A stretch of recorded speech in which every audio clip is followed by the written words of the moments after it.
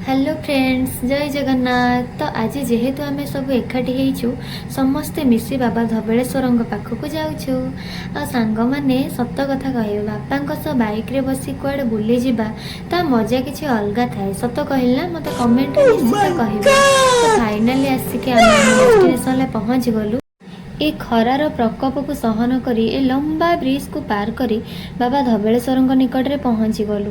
दर्शन तो बहुत भल भाव जेहेतु आज संक्रांति मंदिर टिके भिड़ थिला हेले दर्शन बहुत भल भाव तो दर्शन सरीगला पर आम समस्त को लगिगला भोक। जेहेतु आम सकाळे किसी खाई नथिलु ताले आमर ब्रेकफास्ट ये कटक फेमस दहीबरा हो गला। तापर बापा और आम समस्त घर को बाहर। और अभी तो रुको, क्लाइमैक्स अभी बाकी है।